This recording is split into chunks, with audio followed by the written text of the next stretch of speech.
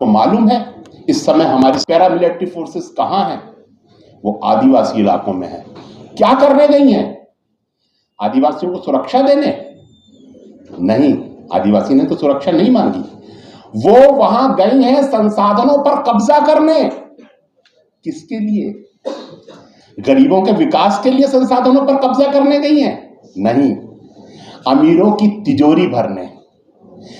और उसके लिए भारत के सबसे मजबूत जो तबका है, जो अमीर सुपर रिच है, उसके लिए उसने अपनी सेनाएं भारत के गरीबों के संसाधनों पर कब्जा करने के लिए भेज दी हैं।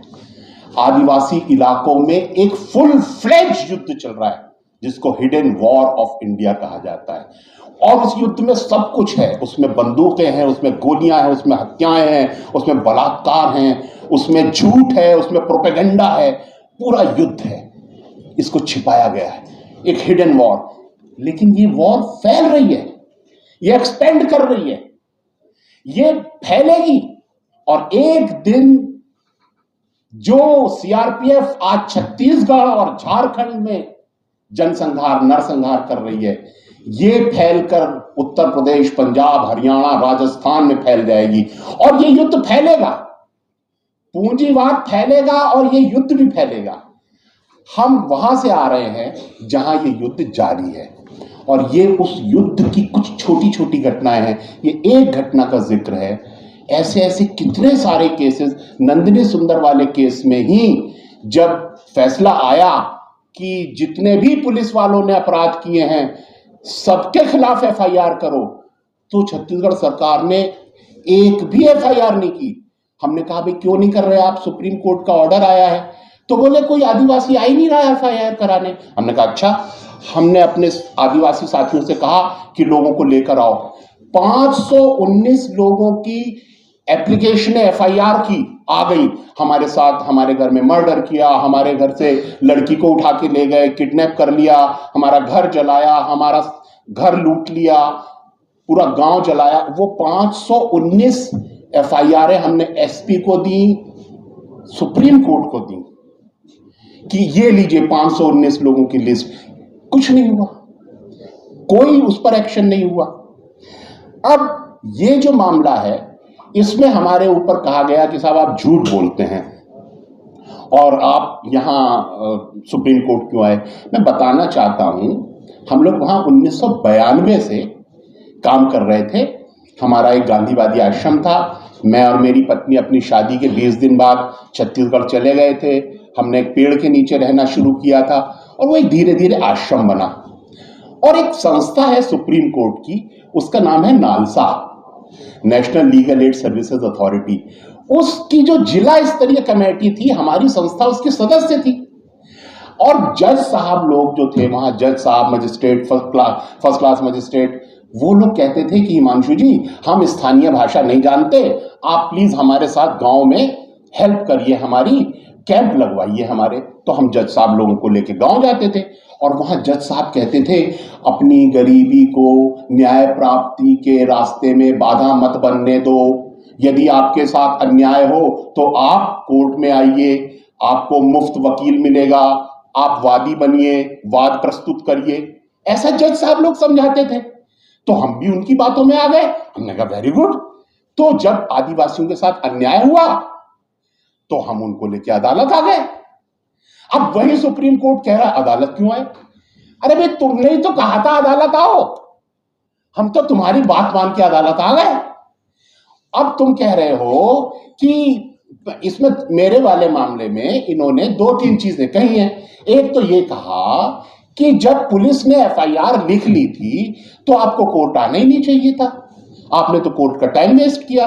कोर्ट ने एफआईआर भी लिख ली थी, चार्जशीट भी फाइल कर दी थी। अरे भाई पुलिस तो हत्यारी थी, पुलिस के खिलाफ तो केस था, तो जिसके खिलाफ हम केस लड़ रहे हैं उसी की कार्रवाई पर भरोसा कैसे कर लेते आदिवासी? उन्होंने कहा हमें पुलिस पर भरोसा नहीं है, सुप्रीम कोर्ट एसआईटी या सीबीआई से जांच करवा दे। यही तो कह रहे थे आदिवासी। और दूसरा सुप्रीम कोर्ट ने कहा है कि भाई वो 6 लोग ने आकर के ये कहा कि हम नहीं पहचानते कौन थे मारने वाले, जबकि आपने जो पिटीशन है उसमें कहा था कि मारने वाले पुलिस वाले थे। तो वो 6 लोग, हम सुप्रीम कोर्ट को कह रहे हैं कि इन 6 लोगों को पुलिस वाले बिना नंबर प्लेट की गाड़ियों में किडनैप करके लेके गए हैं। ये देखो वीडियो।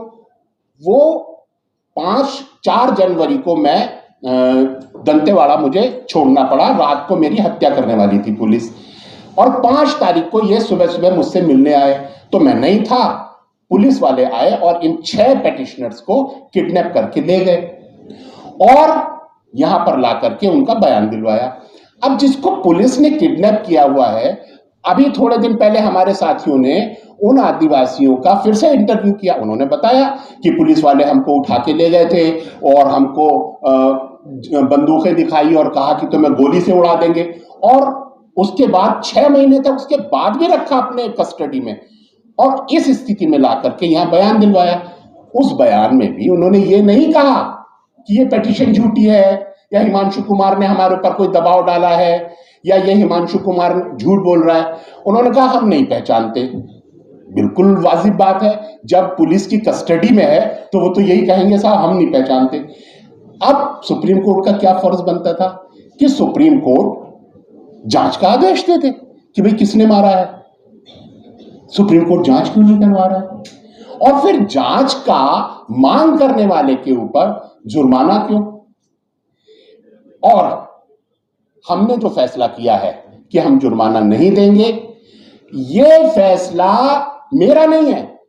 अगर मैं ये अन्याय बर्दाश्त कर लूं, पहली चीज तो एक समझनी चाहिए हमको, ये सुप्रीम कोर्ट का फैसला नहीं है, ये सत्ता से डरे हुए जज का फैसला है।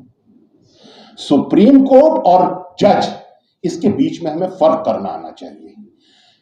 सुप्रीम कोर्ट जनता की इंस्टीट्यूशन है, वो बाबा साहब का बनाया हुआ इंस्टीट्यूशन है, उसकी रक्षा जनता करेगी। हम सुप्रीम कोर्ट की रक्षा करेंगे, हम सुप्रीम कोर्ट की इज्जत की रक्षा करेंगे, हम न्याय की रक्षा करेंगे, न्यायपालिका की रक्षा करेंगे। लेकिन वो रक्षा कैसे होगी? अन्याय का विरोध करके, गलत फैसले को न मान करके। ये फैसला गलत है, ये फैसला अन्याय है, हम इसको नहीं मानेंगे। अगर हम 5 लाख रुपया दे दे, इसका मतलब है हम ये कह रहे हैं हाँ ये पिटीशन झूठी थी, हम झूठे थे, आदिवासी झूठे थे। मैं आदिवासियों को झूठा कैसे मान लूं? उनके लोग मरे हैं, अभी वो आदिवासी आने वाले हैं, वो आएंगे, दिल्ली आएंगे, 1 आध हफ्ते के अंदर आ जाएंगे। वो यहां आकर के वो बच्चा आएगा जिसका हाथ काटा है, और वो बच्चा जज साहब से पूछेगा कि ये मेरे कटे हुए हाथ का हिसाब कौन देगा, ये जो हमारे घर के लोग मारेगा उनका हिसाब कौन देगा, इंसाफ कौन देगा। अगर सुप्रीम कोर्ट ये अन्याय करेगा, हम कैसे कबूल कर लें उसको? तो अन्याय कबूल नहीं किया जाएगा, न्याय के लिए लड़ा जाएगा, ताउम्र लड़ा जाएगा, और अगर उसके लिए कोई कीमत चुकानी पड़ेगी तो कीमत चुकाई जाएगी। ये हमारे आजादी के मूल्य हैं। हमारे देश में जो आजादी के दीवाने हुए हैं वो हंसते हंसते जेल गए हैं, उन्होंने हंसते हंसते न्याय की लड़ाई लड़ी है। हम उनके वारिस हैं, हम ये लड़ाई जारी रखेंगे और अन्याय के सामने सर नहीं झुकाएंगे। अगर जेल जाना पड़ेगा जेल जाएंगे, लेकिन आदिवासियों के साथ जो हो रहा है उसको उजागर करते रहेंगे, न्याय की लड़ाई लड़ते रहेंगे। खबरों में बने रहने के लिए फोरम 4 को सब्सक्राइब करें और नोटिफिकेशन पाने के लिए बेल आइकन दबाएं।